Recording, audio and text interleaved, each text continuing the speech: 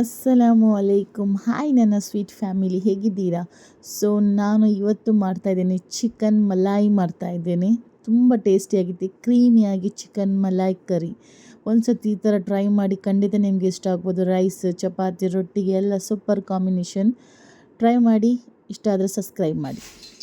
ನಾನು ನೀರುಳ್ಳಿ 2 ತುಂಡು, ಸ್ವಲ್ಪ ಪೆಪ್ಪರ್, ಸ್ವಲ್ಪ ಬಡೆ ಸೊಪ್ಪು, 1-2-3 ಲವಂಗ, ಒಂದು ಕೆತ್ತೆ, ಮತ್ತು ಇದಕ್ಕೆ ಅಂತ ಹೇಳೋದಪ್ಪ ಕನ್ನಡದಲ್ಲಿ ಗೊತ್ತಿಲ್ಲ, ಸ್ವಲ್ಪ ಗಸಗಸೆ, ಬಡೆ ಸೊಪ್ಪು, ಕಾಯಿಮೆಣಸು, ಶುಂಠಿ, ಬೆಳ್ಳುಳ್ಳಿ, ಇದು ಇಷ್ಟನ್ನು ಒಳ್ಳೆಯಿಂದ ಫ್ರೈ ಮಾಡಬೇಕು. ಎಣ್ಣೆ ಬಿಸಿ ಮಾಡಲಿಕ್ಕೆ ಇಟ್ಟಿದ್ದೇನೆ. ಇದೆಲ್ಲ ಹಾಕಿ ಒಳ್ಳೆಯಿಂದ ಫ್ರೈ ಮಾಡಿ, ಅದಕ್ಕೆ ಸ್ವಲ್ಪ ಕೊತ್ತಂಬರಿ ಸೊಪ್ಪು ಸಹ ಹಾಕ್ತೇನೆ. ಅದಕ್ಕೆ ನಾನು ಸ್ವಲ್ಪ ಪುದೀನ ಸೊಪ್ಪು ಹಾಕ್ತಾಯಿದ್ದೇನೆ. ಆಮೇಲೆ ಬೀಜ ಹಾಕ್ತಾಯಿದ್ದೇನೆ.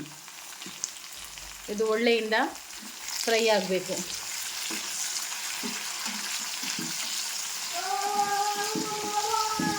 ಹರೀಸ್ ಮಾಮಾರಿತ್ತು, ತುಂಬ ಟೇಸ್ಟಿ ಆಗುತ್ತೆ, ಕ್ರೀಮಿಯಾಗಿ ಚಿಕನ್ ಕರಿ.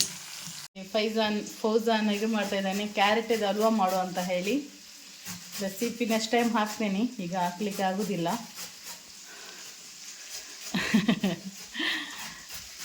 ಸೊ ಇದು ಹಾಗೆ ಮಾಡ್ತಾಯಿದ್ದಾನೆ ನೋಡಿ. ತುಂಬ ಒಳ್ಳೆ ಫ್ರೈ ಆಗಿದೆ. ಈ ಟೈಮಲ್ಲಿ ಗ್ಯಾಸನ್ನು ಆಫ್ ಮಾಡ್ತೇನೆ.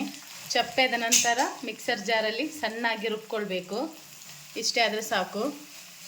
ತುಂಬ ಸಿಂಪಲ್ ಆಗಿದೆ, ತುಂಬ ಈಸಿಯಾಗಿದೆ. ಒಂದು ಪಾತ್ರೆ ಇಟ್ಟಿದ್ದೇನೆ, ಅದಕ್ಕೆ ನಾನು ಸ್ವಲ್ಪ ಎಣ್ಣೆ ಹಾಕಿದ್ದೇನೆ.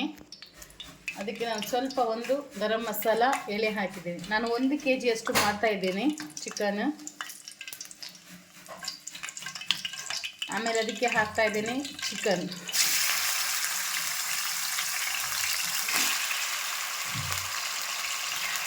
ಒಳ್ಳೆಯಿಂದ ಮಿಕ್ಸ್ ಮಾಡ್ಕೊಳ್ಳಿ.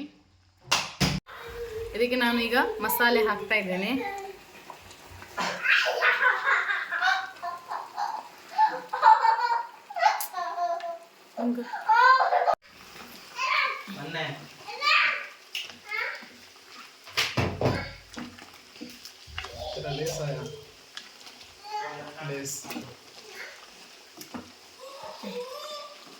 ಅದು ಒಳ್ಳೆಯಿಂದ ಮಿಕ್ಸ್ ಮಾಡ್ಕೊಳ್ಳಿ.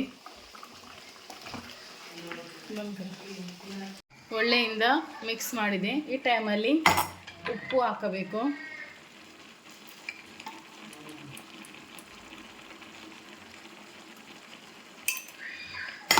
ಒಳ್ಳೆಯಿಂದ ಮಿಕ್ಸ್ ಮಾಡ್ಕೊಳ್ಳಿ.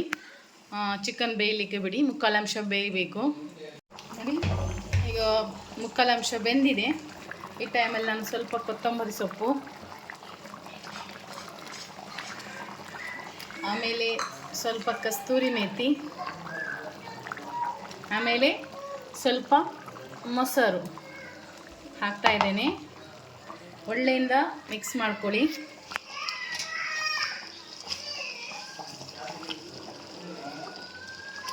ಒಂದು ಕೈಯಲ್ಲಿ ಮೊಬೈಲ್ ಇಟ್ಕೊಂಡಿದ್ದೀನಿ, ಸ್ಟ್ಯಾಂಡಲ್ಲಿ ಇಡ್ಲಿಕ್ಕೇನೆ